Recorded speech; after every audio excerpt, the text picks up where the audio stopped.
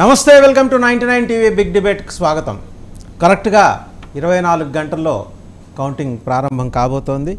So Andhra Pradesh మొత్తం ఆసక్తిగా ఎదురు చూస్తుంది. మిగిలిన రాష్ట్రాల మీద లేని ఫోకస్ దేశవ్యాప్తంగా ఆంధ్రప్రదేశ్ మీద ఉన్నది. గెలుపు మిగిలిన చోట్ల దాదాపుగా ఎన్డీఏ కూటమికి కన్ఫర్మ్ అయిన సందర్భం. ఆంధ్రప్రదేశ్లో మాత్రం పోటాపోటీ సర్వేలు ఎన్డీఏ కూటమి అధికారంలోకి వస్తుందని తెలియటంతో పోలీసులు చంద్రబాబు నివాసం దగ్గర రెండు చోట్ల రెండు రాష్ట్రాల్లో ఆయన నివాసాల దగ్గర భద్రత పెంచడం, ఆయన పార్టీ కార్యాలయాల దగ్గర భద్రత పెంచడం, ఇవన్నీ చూస్తున్నాం. So almost indications are there. అయితే జాతీయ స్థాయిలో జరిగిన సర్వేలు పూర్తిగా లోకల్గా, వాటి సర్వే కాంట్రాక్ట్ని లోకల్గా ఎవరికో ఇచ్చేసి చేతులు దులిపేసుకున్నాయా అనే సందేహం అయితే నిన్న నుంచి మొదలవుతుంది. ఎందుకంటే జాతీయ స్థాయిలో ఎలాగూ ఎన్డీఏ కూటమి వస్తుంది కాబట్టి ఆంధ్రప్రదేశ్లో కూడా ఎన్డీఏ కూటమి వస్తుందని ఒక లెక్కల సిద్ధాంతాన్ని ప్రతిపాదించి మరీ అలా ఇచ్చాయా అనే సందేహాలు వ్యక్తం అవుతున్నాయి. సరే, ఈ అంశంతో పాటు ఇంకా ఇతరత్ర పలు ఆసక్తికరమైన అంశాల మీద బిగ్ డిబేట్లో మనతో పార్టిసిపేట్ చేస్తున్నారు బాలకోటయ్య గారు, అమరావతి బహుజన ఐకాస ఉద్యమ నేత. నమస్తే బాలకోటయ్య గారు.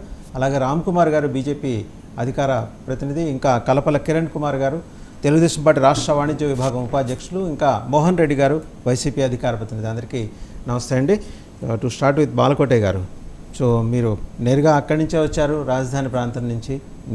చంద్రబాబు గారి నివాసం దగ్గర, కార్యాలయాల దగ్గర భద్రత పెంచారట. కన్ఫర్మ్ అయిపోయిందా? వేడుకలకు తెలుగుదేశం పార్టీ అక్కడ సిద్ధంగా ఉందా? వాసుదేవ్ గారు, ధన్యవాదాలు. మీకు డిబేట్లో పాల్గొన్న పెద్దలందరికీ. మీరు అవునన్నా కాదన్నా అవునన్నా ఓటమి అధికారంలోకి వస్తుందండి. ఇప్పుడు అవునన్నవి సర్వేలే, కాదన్నవి సర్వేలే, నాకు సంబంధం లేదు ఆ రెండింటితో. రోగికి ఏముందయ్యాలో డాక్టర్ తెలుసండి.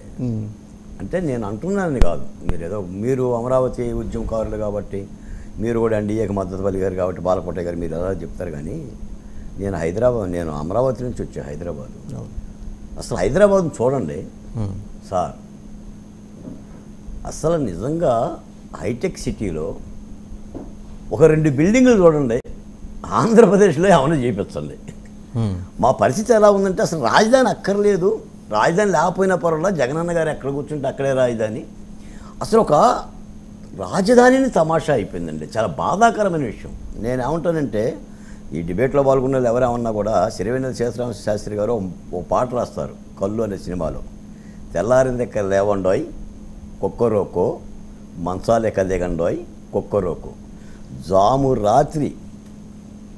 జాము రాత్రి చీకటి పడగ విప్పిపోయింది, భయం లేదు గియ్యం లేదు నిదుర ముసుగు దియండి.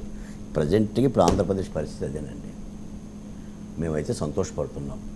కాబట్టి మీరు అన్నారు ఢిల్లీ సర్వేలకి లోకల్ సర్వేలు ఆంధ్ర సర్వేలకి తేడా ఉంది అని చెప్పిన వాళ్ళు. రాహుల్ గాంధీ కూడా అన్నారు మేము ఎగ్జిట్ పోల్స్ని అవన్నీ కూడా మోడీ గారి పోల్స్ అని. ఇప్పుడు నేను కూడా ఏంటంటే, ఇప్పుడు జగన్మోహన్ రెడ్డి గారి పోల్సా, చంద్రబాబు నాయుడు గారి పోల్సా, లేదా ఇంటర్నేషనల్ పోల్స్ అని కాదు. కానీ మేము మొదటి నుంచి చెప్తున్న విషయాలు ఏంటంటే, ఆంధ్రప్రదేశ్లో ఒక అలసటకు గురైన ఒక పరిపాలన చూసామండి. ఇప్పుడు మంచి జరిగితే మంచి అని చెప్పడానికి ఏముంది. నేను ఒక మాట కూడా చెప్తున్నా, అసలు జగన్మోహన్ రెడ్డి గారు ఓడిపోవటానికి సంబంధించి ఇప్పుడు వాళ్ళ మాట అడగాలండి. ఎందుకు జగన్మోహన్ రెడ్డి గారు ఓడిపోతున్నాడు అని అంటాం కంటే, అసలు ఎందుకు జగన్మోహన్ రెడ్డి గారిని గెలిపించాలి? నాకు ఓ మాట చెప్పండి వాసు గారు, మిమ్మల్ని అడుగుతున్నా. You are the senior journalist, 30 years I'm also. ఎందుకు గెలిపించాలి? ఈ ఒకటేగా గెలిపించేది. నవరత్నాల ద్వారా 2,47,000 కోట్ల రూపాయలు ప్రజలకు ఇచ్చాడు. ఇదే కదండి. ఇంకేమన్నా ఉందా? ఇక పరిపాలన అంటే వృద్ధాప్య పెన్షన్లు ఇవ్వటం, పరిపాలన అంటే అమ్మఒడి ఇవ్వటం, పరిపాలన అంటే ఆసరా ఇవ్వటమేనా? నీ బొమ్మ నువ్వు ఎక్కడైనా వేయొచ్చా? నా నెత్తిన వేయొచ్చా, నా ముఖాల మీద వేయొచ్చా, నా యొక్క ఆత్మగౌరవం మీద వేయొచ్చా, నా సర్టిఫికెట్ల మీద వేయొచ్చా? నువ్వు ఏదైనా చేయొచ్చా, ఏదైనా తాకట్టు పెట్టవచ్చు. ఇదంతా యాక్సెప్ట్ చేస్తారా ప్రజలు? అంటే పరిగణలోకి తీసుకోరా ఇవన్నీ. ఇప్పుడు 2019లోనే పోలవరం కట్టి, పట్టిసీమ కట్టి, అమరావతి పెట్టి, చంద్రన్న భీమా పెట్టి, పండక్కి ఒక నేతి చుక్కేసి, ఒక బెల్లం ముక్క పెట్టి 101 పథకాలు అమలు జరిపిన చంద్రబాబు నాయుడు గారు ఓడిపోయిందండి 2019లో. ఏది ఇన్ని పెడితే నువ్వేం పెట్టావు? ఇవన్నీ ప్రజల పరిగణలో తీసుకుంటారు. ఇవాళ ఇండియా టుడే సర్వే కూడా మాట చెప్పిందండి, జగన్మోహన్ రెడ్డి గారు ఓడిపోవటానికి అభివృద్ధి లేమి ఒక కారణమైతే, 2 పవన్ కళ్యాణ్ గారి యొక్క క్రేజ్ పనిచేసిందనని, లేదా భారతీయ జనతా పార్టీ యొక్క సహకారం పనిచేసిందని, చంద్రబాబు నాయుడు గారి యొక్క అరెస్టు కూడా ప్రజల్ని ఇబ్బంది పెట్టిందని 4 అంశాలు పెట్టింది.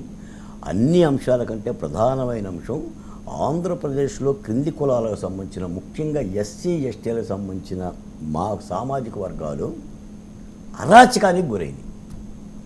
ఎన్ని పథకాలు ఇచ్చినా ఏమండే మీకు తెలుసో లేదో వాసు గారు, ఒక కారం చెడు జరుగుతానో, ఒక నీరుకొండ జరుగుతానో కళాశాలల నుంచి పుస్తకాలు సంఖ్యలో పెట్టుకుని రోడ్డు మీదకి వెళ్ళిపోయామండి ఆ రోజుల్లో. కళాశాల నుంచే రే చంపేశారంటారు మన వాళ్ళని, రే తగలబెట్టారంటారా ఇల్లు బొలో అంటే వెళ్ళిపోయాం. ఈ రోజున ఒక డాక్టర్ సుధాకర్ని చంపుతుంటే, ఒక డ్రైవరు సుబ్రహ్మణ్యం చనిపోతే, చనిపోయిన వ్యక్తి కూడా ఒక ముఖ్యమంత్రి పక్కన కూర్చుంటుంటే, ఇవన్నీ కూడా హృదయాల మీద గాయాలు కావండి.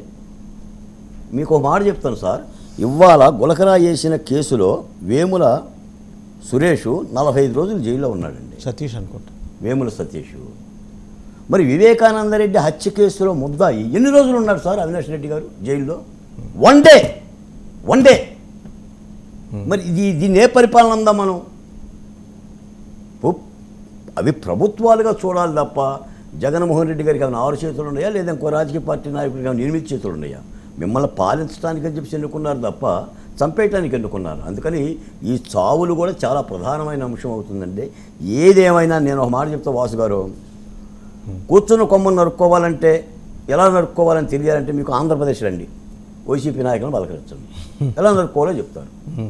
ఇంటికి నిప్పెట్ట పెట్టుకోవాలో అడగండి. అప్పుడెప్పుడో మహాకవి కాళిదాస్ అప్పుడు కూడా మీరు వైసీపీ నాయకులను, ఎమ్మెల్యేలను, మంత్రులను కలవండి, నిప్పెట్ట పెట్టుకోవాలో చెప్తారు. తినే బువ్వలో దుమ్మెట్ట పోసుకోవాలో అడగండి, వాళ్ళు చెప్తారు. ఎందుకంటే 151 మంది 40 సంవత్సరాల రాజకీయ పార్టీని పక్కన పెట్టి, చంద్రబాబు నాయుడు గారు లాంటి ఒక చరిష్మాని పక్కన పెట్టి నీకు 151 సీట్లు ఇస్తే అసలు రాజధాని లేకుండా చేసేసి తంపులు పెట్టారు సార్ 3 ప్రాంతాల మధ్య. దాన్ని ఏమంటాం? వాసు గారు మీకు ఒక మాట చెప్పానా, అమరావతిలో తుళ్ళూరు కానీ, పెద్దపెరిమి కానీ, ఎర్రబాలెం కానీ మహిళలు మధ్యకు కూడా బయటికి రారండి. అక్కడ మహిళలు మధ్యకు పెరిగి గడప దాటరు, వాళ్ళు ఆకుపచ్చని కండువాలు ధరించారండి. ఇంకో మాట కూడా చెప్తా, ఒక మహాపాదయాత్ర, దేవదేవుని మహాపాదయాత్రను అడ్డుకుంటారా సార్? ఒక అరసవల్లి సూర్యభగవానుని యొక్క పాదయాత్రను అడ్డుకుంటారా సార్? మనుషులేనా సార్? ఇది కర్మభూమేగా సార్? ఒక భగవత్ ప్రసాదమైన కార్యక్రమాన్ని కూడా 3600 కిలోమీటర్లలో పాదయాత్ర చేసిన ముఖ్యమంత్రి గారు మా పాదయాత్రను అడ్డుకోవటంలో ఔచిత్యం ఏంటండి? ఒక దేవదేవుంది కాబట్టి తదాసు దేవతలు పైన ఉన్నారు, తదాస్తు అన్నారు. మా వాక్కులు ఫలించినాయి, మా పోరాటం ఫలించినాయి, ప్రతిపక్ష పార్టీల యొక్క యుద్ధం ఫలించింది, అన్ని రాజకీయ పార్టీలు కలిసి పోరాడిని, ధర్మయుద్ధమే జరిగిందండి. చంద్రబాబు నాయుడు గారు చెప్పినట్టుగా రాముడి సారథ్యంలో వానరులు అందరూ కలిసేసి ధర్మయుద్ధమే చేసాం. రామ్ కుమార్ గారు విజయాన్ని కాంక్షించబోతున్నాం. రామ్ కుమార్ గారు, దేశం మొత్తం ఎన్డీఏ ఇచ్చాం కాబట్టి ఆంధ్రప్రదేశ్ కూడా ఎన్డీఏ ఇచ్చేద్దాం, అది ఆ 5 సర్వే సంస్థలు, జాతీయ సర్వే సంస్థలు ఏర్పాటు చేసుకున్న ఒక సూత్రం.